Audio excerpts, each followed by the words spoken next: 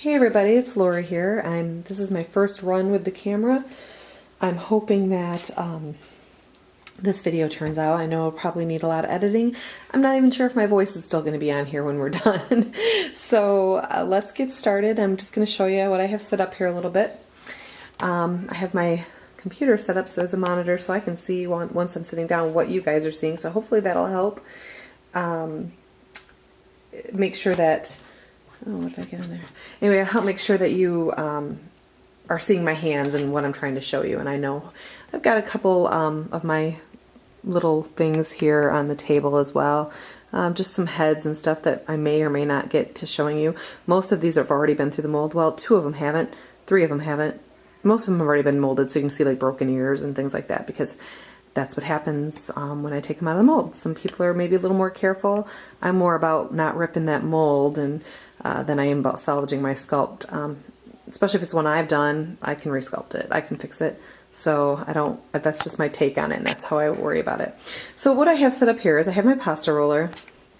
This is for clay only, and I have rolled out some clay.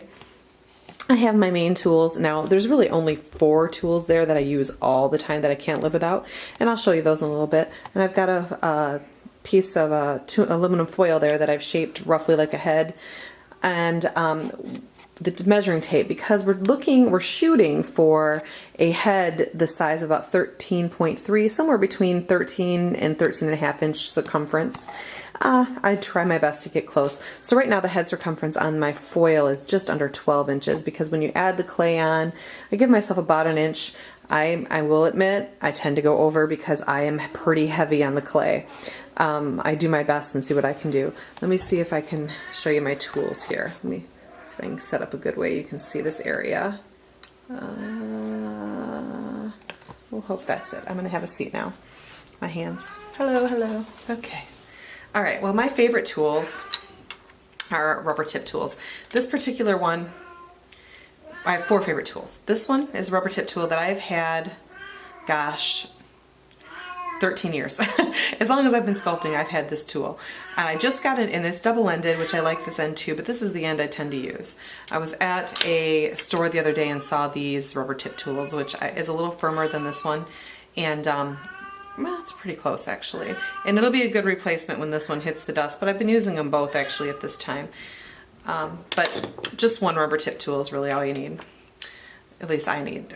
And forgive my dirty clay tools, because that's just how I use them, and I just keep them the way they are. I never clean them up. It's pretty terrible. I pick clay off if I need to.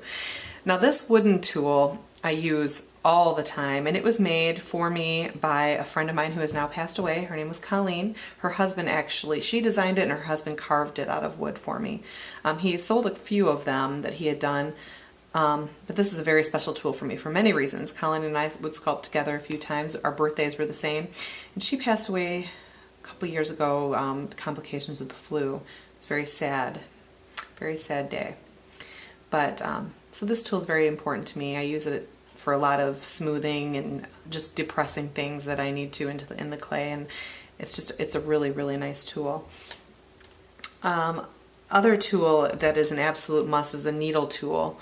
I do like all of my deep cutting to create lines or whatever with a needle tool. This end here works good for little sculptures if you want to like indent areas for eyes, or if you want to indent a fingernail bed. It may or may not be okay for it. It's a little pointy there, but this is the end that's important right now, is this needle end, this needle tool. This tool I'm only showing because I use it to make scales. It's got a bunch of different shapes in here that screw on up here, and I use it for making scales or shapes like that if I'm designing something like in a mermaid tail or on like Ember here. I used it to make the scales in her head. It's pretty handy tool to have. It's not one you use all the time, but it is one that I use. The other tools that I use all the time, I like probably this one more than the others because it's got 2 different sizes that are quite different from each other, are these ball stylists. These are really nice for creating the impressions by the eyes, the tear duct area. There's a lot of things that these come in handy for. The nostrils, just lots of things that you need something rounded that will fit into something that these are really nice for. This is an X-Acto knife. I use X-Acto knives for anything and everything that I need them for. I use them when I mold, I use them when I'm sculpting to cut things off when I don't like the way it turned out. I just hack it off and resculpt, usually after it's baked, but sometimes beforehand.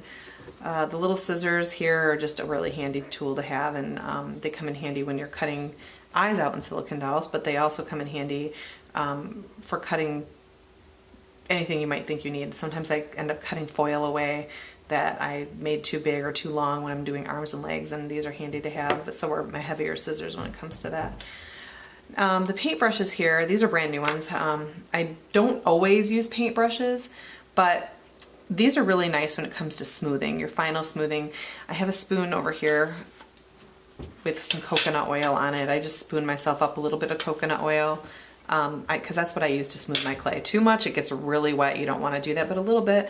And I like to use my brush on it and smooth it on, or my fingers. It just depends on what I'm working on, but that's what that's for. And I like to keep this out of the way because if it gets too warm, it starts melting, and then it's all in my work area. So I have paper towel to keep for my hands because I wipe them off every so often.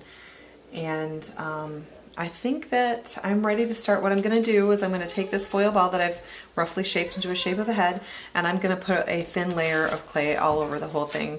I'm going to pause the video to do that because it just takes time, and then we will move on. Okay, forgive me